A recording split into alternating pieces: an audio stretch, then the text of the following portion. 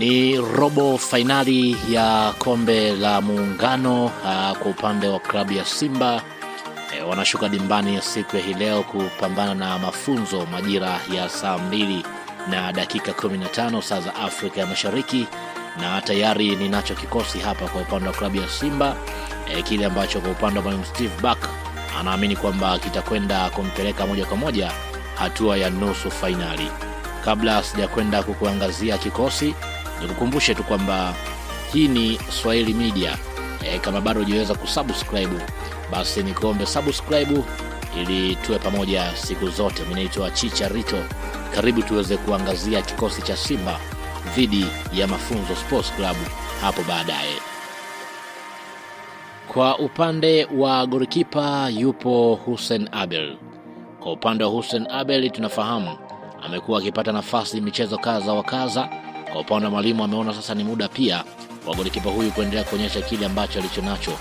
Kwa upande wa mwalimu atakuwa akimtaka Hussein Abel kuwa na utulivu wa hali ya juu, huku akituliza tempo ya mchezo wa pasi fupi ambao Simba atakuwa akianzisha mashambulizi kwa namna hiyo. Lakini pia kwenye upande wa beki ya pembeni kulia yupo David Kameta Duchu. Kwa upande wa Kameta tunafahamu ni beki ambaye amekuwa ni chaguo la pili mbele ya Shomari Kapombe, lakini pale ambapo anapata nafasi kwa upande wake amekuwa akionyesha ule ubora wake.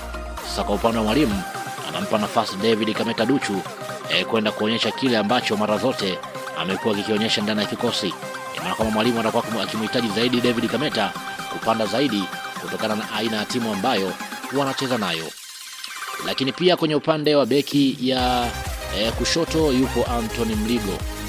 Kwa upande wa Mligo mara zote akipata nafasi anaonyesha ubora wake, amekuwa ni mzuri zaidi kwenye upande wa kuzuia. Lakini kwenye upande wa mchezo wa siku ya leo, kwa upande wa mwalimu atakuwa akimhitaji zaidi kupanda kwa ajili ya mawinga kuingia kwenye eneo la katikati kwa ajili ya kujaza watu zaidi. Lakini pia Ismail Ture yuko kwenye upande wa beki ya katikati.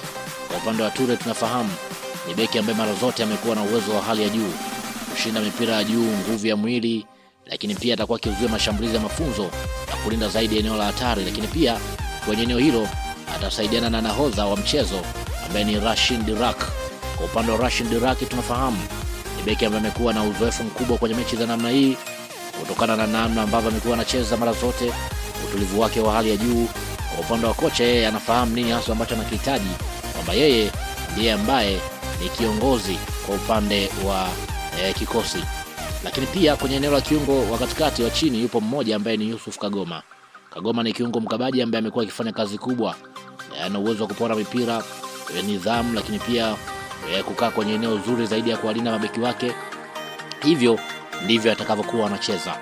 Lakini pia Ino Loemba atasimama kwenye eneo la kiungo cha juu, yani kiungo mshambuliaji. Kwa mfano Ino Loemba, maana kwamba atakapokuwa anacheza, maana kwamba atakuwa na rudi kidogo kumsaidia Yusuf Kagoma, lakini yeye anakuwa kwenye juu, atakuwa juu zaidi. Lakini pia kwenye eneo hilo atakuwa peke yake, atasaidiana na Morris Abraham. Morris ni kiungo ambaye amekuwa na uwezo mzuri, pasi zake, ubunifu, lakini pia na uwezo wa kuunganisha timu.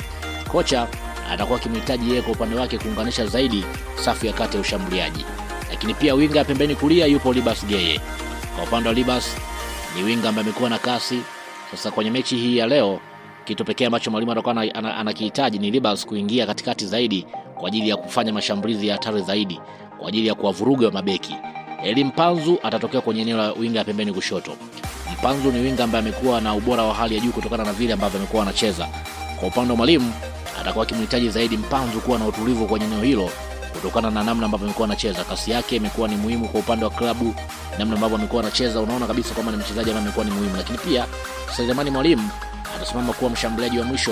Kwa upande wa Selemani Mwalimu tunafahamu mshambuliaji mwenye uwezo wa kumaliza mipira, ana uwezo wa kukaa kwenye nafasi, maana kwamba huyu ndiye ambaye atakuwa target man kwa upande wa klabu.